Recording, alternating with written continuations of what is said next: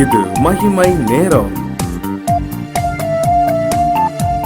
கர்த்தராகிய இயேசு கிறிஸ்துவின் நாமத்தினாலே மகிமை நேர நிகழ்ச்சியின் மூலமாக மறுபடியும் உங்கள் யாவரையும் சந்திப்பதிலே நான் மகிழ்ச்சி அடைகிறேன். இந்த நாட்களிலும் நாம் இயேசு கிறிஸ்து சிலுவையிலே ஜீவனை கொடுக்கும்போது அவர் பேசிய 7 வார்த்தைகளை நாம் தியானித்து வருகிறோம். ஒவ்வொரு நாளும் ஒவ்வொரு வசனமாக நாம் தியானித்து வருகிறோம். இந்த நாளிலும் இயேசு கிறிஸ்து சிலுவையிலே பேசிய 4வது வார்த்தையை பற்றி சற்று தியானிப்போம். அதற்கு ஆதாரமாக எடுத்துக்கொண்ட வேத பகுதி மத்தேயு 27ஆம் அதிகாரம் 46ஆம் வசனம். 9ஆம் மணி நேரத்தில் இயேசு ஏலி ஏலி லாமா சபக்தானி என்று மிகுந்த சத்தமிட்டு கூப்பிட்டார். அதற்கு என் தேவனே ஏன் என்னை கைவிட்டீர் என்று அர்த்தமாம். இயேசு மிகுந்த சத்தமிட்டு கூப்பிட்டதாக இந்த வசனத்திலே நாம் பார்க்கிறோம்.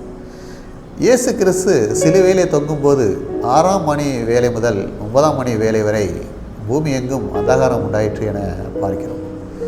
இயேசு காட்டி கொடுக்கப்பட்ட போது அவருடைய சீசர்கள் யாவரும் அவரை விட்டு ஓடிப்போனார்கள். மிகுந்த பாடுகளையும் உபத்திரவங்களையும் அனுபவித்தார். கடைசியாக சிலுவையிலே அவரை அறைகிறார்கள். சிலுவையிலே அவரை அறையும் போது அவருடைய பாடுகள் என்னவாக இருக்கும், அவருடைய பாடுகள் அவருடைய துக்கங்கள் என்னவாக இருந்திருக்கும் பாருங்கள். அப்படிப்பட்ட சூழ்நிலையிலும் இயேசு கிறிஸ்து தன்னுடைய பாடுகளை தன்னுடைய வலிகளை நினைத்து வேதனைப்படவே இல்லை. ஏனென்றால் தேவன் தன்னோடு இருப்பதை அவர் உணர்ந்தார். தேவன் இயேசுவோடு கூடவே இருந்து அவரை பலப்படுத்தி இருக்கிறார். அதனால் இயேசு கிறிஸ்து எந்த வருத்தமும் இல்லாமல் அந்த வேதனையின் வழி தெரியாமல் இயேசு கிறிஸ்து இருந்தார். ஆனால் இப்பொழுது பார்த்தோமானால் பூமி எங்கும் அந்தகாரம் உண்டாயிற்று என்று. ஏன் தேவன் தன்னுடைய முகத்தை மறைத்தார் இயேசுவுக்கு? அதனால் அந்தகாரம் உண்டாயிற்று என்று. ஆதியிலே வெளிச்சம் உண்டாக கடவுது என வெளிச்சத்தை படைத்து சந்தோஷப்பட்ட தேவன் இப்பொழுது அந்தகாரம் உண்டாகும்படி செய்தார் என பார்க்கிறோம். ஏன் தேவன் தம்முடைய முகத்தை இயேசுவுக்கு மறைத்தார்? ஏன் தேவன் இயேசுவை கைவிட்டார் என்று பார்த்தோமானால் தேவன் எப்படிப்பட்டவராம் என்று வேதத்திலே கூறப்படுகிறது. தேவன் தீமையை பார்க்க மாட்டாத சுத்த கண்ணர் என ஆபகுக் 1ஆம் அதிகாரம் 13ஆம் வசனத்திலே பார்க்கிறோம். தேவன் தீமையை பார்க்காத, தீமை என்றால் பாவத்தை பாராத சுத்த கண்ணர் என பார்க்கிறோம். இயேசு சிலுவையிலே தொங்கும்போது உலக மக்கள் அனைவருடைய பாவங்களையும் சுமந்து கொண்டிருந்தார். உலக மக்கள் அனைவருடைய பாவங்களும் அவள் மேல் சுமத்தப்பட்டிருந்தது. ஒருவர் பாவம் செய்யும் போது அந்த பாவத்தை 3ஆம் 4ஆம் தலைமுறை வரைக்கும் தேவன் விசாரிப்பார் என வேதத்திலே நாம் பார்க்கிறோம். அப்போ உலக மக்கள் அனைவரும் பாவம் செய்து தங்களை கெடுத்து கொண்டிருக்கிறார்கள். ஒவ்வொருவரும் தங்களுக்கு பாவத்தின் நிமித்தம் தாங்களும் தீங்கு அனுபவித்து தங்கள் 4 தலைமுறையும் தீங்கு அனுபவிக்கும்படியான பாவங்களை செய்து வருகிறார்கள். அப்படியானால் எவ்வளவு பெரிய கேடுகளை மனிதர்கள் உண்டாகி கொண்டிருக்கிறோம் என்பதை நாம் சிந்தித்து பார்க்க வேண்டும். பாருங்கள், உலக மக்கள் அத்தனை பேருடைய பாவமும் அவர் ஒருவர் மேல் சுமத்தப்படும் போது அந்த வேதனை பாரம் எவ்வளவா இருந்திருக்கும் என பார்க்கிறோம். ஒரு பாவம் செய்யும்போது பலியாக ஒரு ஆட்டை நாம் செலுத்துகிறோம் என்று பார்த்தால் அந்த ஆடு பாவம் செய்திருக்கிறதா என்றால் அந்த ஆடு பாவம் செய்திருக்கிறது. அந்த பாவமே செய்யாத ஆடு நம் செய்த பாவத்துக்காக தண்டிக்கப்படுகிறது. அதுபோல தான் நாம் செய்த பாவத்திற்காக இயேசு சிலுவையிலே அறைந்தார். இயேசு பாவம் அறியாதவர், பாவம் செய்யாதவர். ஆனால் தேவன் அவரை பாவமாக்கினார். நம்முடைய பாவம் அவர் மேல் சுமத்தப்பட்டதே தவிர அவர் பாவம் செய்யாதவர் என்பதை நாம் புரிந்து கொள்ள வேண்டும். தேவன் நினைத்தால் இயேசுவை சிலுவையிலிருந்தே இறக்கி விட்டிருக்க முடியும். அப்படி சிலுவையிலிருந்து இறக்கி விட்டிருந்தால் நாம் பாவ மன்னிப்பின் நிச்சயத்தை பெற்றிருக்க முடியாது. இப்பொழுது நாம் பாவ மன்னிப்பை பெறுவது போல எளிமையாக பாவ மன்னிப்பை பெற்றிருக்க முடியாது என்பதை நாம் புரிந்து கொள்ள வேண்டும். தேவன் கைவிடுபவரா? தேவன் தவிக்க விடுபவரா? இல்லை, அப்படி இல்லவே இல்லை. தேவன் மக்களையும் கைவிடுபவர் அல்ல, இயேசு கிறிஸ்துவையும் கைவிட்டவர் அல்ல என்பதை புரிந்து கொள்ள வேண்டும். 1 ராஜாக்கள் 6ஆம் அதிகாரம் 13ஆம் வசனத்திலே பார்க்கிறோம். இஸ்ரவேல் புத்திரர் நடுவிலே வாசம் பண்ணி என் ஜனமாகிய இஸ்ரவேலை கைவிடாதிருப்பேன் என்று தேவன் கூறுகிறார். இஸ்ரவேல் ஜனங்கள் யார்? இயேசு கிறிஸ்துவை விசுவாசித்து இயேசு கிறிஸ்துவை பின்பற்றுகிற அனைத்து மக்களும் இஸ்ரவேல் ஜனங்கள். இயேசு கூறுகிறார், இஸ்ரவேலை கைவிடாதிருப்பேன் என்று. கைவிடாத தேவன், கைவிடாத இயேசு கிறிஸ்து. தேவன் வாக்கு கொடுத்தது இஸ்ரவேலை கைவிடாதிருப்பேன் என்று. அதை நிறைவேற்றினார். இஸ்ரவேல் மக்களோடு கூடவே இருந்தார்.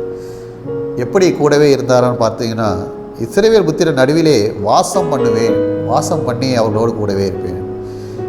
தேவன் இஸ்ரவேல் மக்களோடு வாசம் பண்ணினார். வாசம் பண்ணி இஸ்ரவேல் மக்களோடு கூடவே இருந்தார் என்பதை பார்க்கிறோம். அதனால் இஸ்ரவேல் ஜனங்கள் கைவிடப்படாமல் அவரோடு கூட இருந்தனர். ஒருவேளை இயேசுவை தேவன் அவருடைய வாழ்நாட்களை எங்கேயாவது கைவிட்டாரா என்று பார்த்தோமானால் இல்லவே இல்லை என்பதை நாம் புரிந்து கொள்ள வேண்டும். யோவான் 8ஆம் அதிகாரம் 29ஆம் வசனத்திலே பார்க்கும்போது இயேசு கூறுகிறார், என்னை அனுப்பினவர் என்னுடனே கூட இருக்கிறார். பிதாவுக்கு பிரியமானவர்களை நான் எப்பொழுதும் செய்கிறபடியால் அவர் என்னை தனியே இருக்க விடவில்லை என்று சொல்கிறார். இயேசு கிறிஸ்து தனியாக இல்லை, பிதாவும் கூடவே இருந்தார் என பார்க்கிறோம். எதனால் கூடவே இருந்தார் என்று பார்க்கிறோம் என்று பார்த்தோமானால், இயேசு கிறிஸ்து பிதாவின் சித்தத்தின்படி செய்கிறவராக காணப்பட்டார் என பார்க்கிறோம். அதனால் இயேசுவை தனிமையாக இருக்க விடவில்லை, இயேசுவை கைவிடவில்லை என பார்க்கிறோம். நாமும் நம்முடைய வாழ்க்கையிலே இயேசு கிறிஸ்துவுக்கு பிரியமானவர்களை நாம் செய்ய வேண்டும். இயேசு கிறிஸ்து என்ன நோக்கத்துக்காக நம்ம படைத்தாரோ அந்த நோக்கத்தை நிறைவேற்றும்படியான வாழ்க்கையை நாம் வாழ வேண்டும். மேலும் இயேசு கிறிஸ்து காட்டி கொடுக்கப்படும் முன் ஒலிவமலையிலே தன்னுடைய பாடுகளை நினைத்து, தாம் படப்போகும் பாடுகளை நினைத்து வருத்தப்பட்டு இயேசுவினிடம் மிகவும் தேவனிடம் அதிகமான ஊக்கத்தோடு வேண்டிக் கொள்ளும்போது அவருடைய வேர்வை இரத்தத்தின் பெருந்துளிகளாக பூமியிலே சிந்தினதாக வேதத்திலே பார்க்கிறோம். அப்படிப்பட்ட சூழ்நிலையிலும் இயேசு நொறுக்கப்பட்டு பாடுகளோ பற்றி சிந்தித்து கொண்டிருக்கிற நேரத்திலும் தேவன் ஒரு தூதனை அனுப்பி அவரை தேற்றினார் என பார்க்கிறோம். இப்படி இயேசுவை கைவிடாதிருந்த தேவன் சிலுவையிலே இயேசுவை கைவிட்டார் என பார்க்கும்போது ஏன் அவர் கைவிட்டார் என்றால் நம்முடைய பாவங்களுக்காகத்தான் என்பதை நாம் சிந்தித்து பார்க்க வேண்டும்.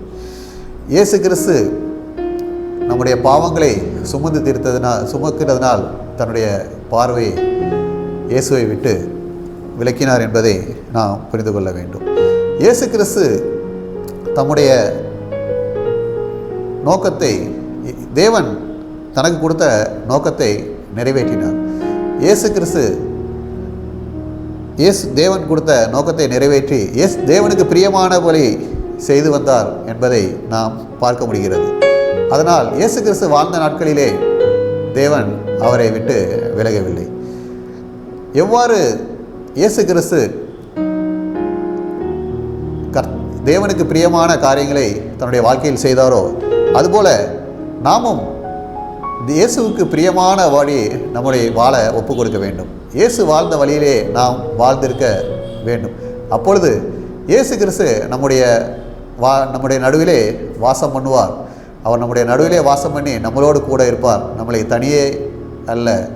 தனியாக இருக்க விடமாட்டார். நாம் கைவிடப்பட்ட சூழ்நிலையை இருக்க விடமாட்டார். அவர் கூடவே இருந்து நம்மை வழி நடத்துவார் என்பதை நாம் சிந்தித்து பார்க்க வேண்டும்.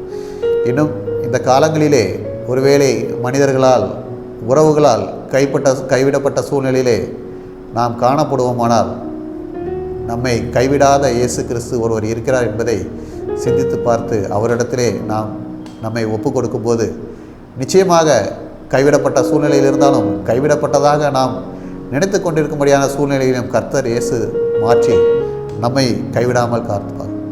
கைவிடப்பட்ட சூழ்நிலையில் இருந்த இயேசு கிறிஸ்து எவ்வாறு கைவிடாமல் மற்றவர்களை ரட்சித்தாரோ அதுபோல நம்மையும் ரட்சித்து நம்மையும் வழி நடத்துவார் என்பதிலே சந்தேகமில்லை.